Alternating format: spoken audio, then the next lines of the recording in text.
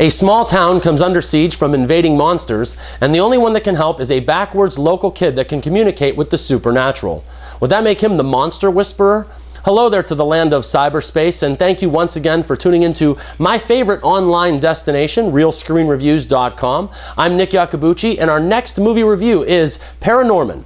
This PG and animated comedy opened at the tail end of the summer movie season on Friday, August 17th, 2012, and it features the voice talents of Casey Affleck, Anna Kendrick, John Goodman, and Kodi Smit-McPhee in the title role of Norman.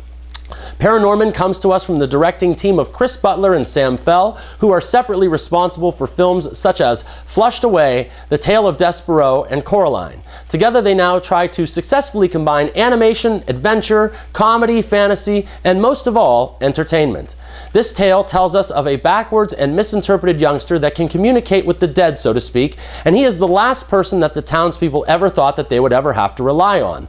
The small town for which they live has come under attack by the walking undead, and there really are no other options but to have Norman do whatever he can. Norman will also have to deal with both witches and ghosts, and what little wits he even has to begin with will be put to the test. Well, people, just like the recent comedy The Campaign, this film ParaNorman did not have a very great trailer or marketing campaign, but it does make for one surprising and entertaining feature. Now, this is not Pixar animation, but the film doesn't try to be. This film uses stop-motion animation and not CGI, but it does, however, measure up in quality storytelling with Pixar all the way through. ParaNorman relishes in its more basic form of animation and shares a lot in common with the equally wonderful Coraline, which also came from the same studio. Like The Sixth Sense, Norman sees dead people, but he doesn't have the same scary sense of them, and I guess when one of them is your grandmother, how could you really be that afraid of them? Very reminiscent of Casper, most of these ghosts are not frightening, and the light tone, contrary to the film's ghouls and apparitions, was very much original. Also original is how everyone thinks that Norman is off his adolescent rocker with his supernatural interactions, but it is always fun and amusing to watch.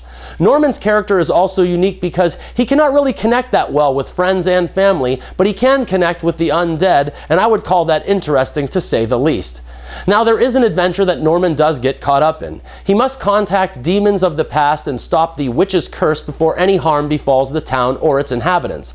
Zombies have woken up and plan to persecute this New England town, and our hero enlists the help of others to help prevent this tragedy. He calls on fellow schoolmate Neil, Neil's older brother, as well as his own sister to put an end to this newest reign of terror.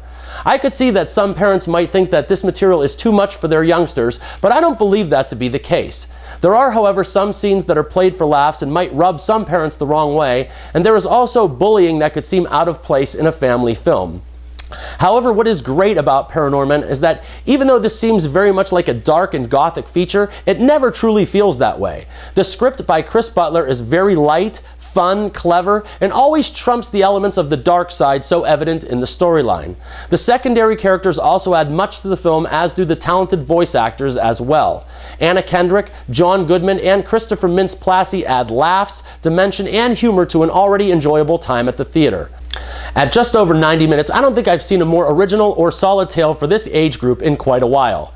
This, just like the movies of Pixar, can easily entertain adults as well as its target audience, and its heartfelt emotion and beautiful stop-motion animation is simply wonderful. I really can't get over how much I truly loved this film. I guess that's why Nick's Real Screen Review is a very highly recommended 3.5 stars out of 4, and that's for the breath of fresh air known as ParaNorman.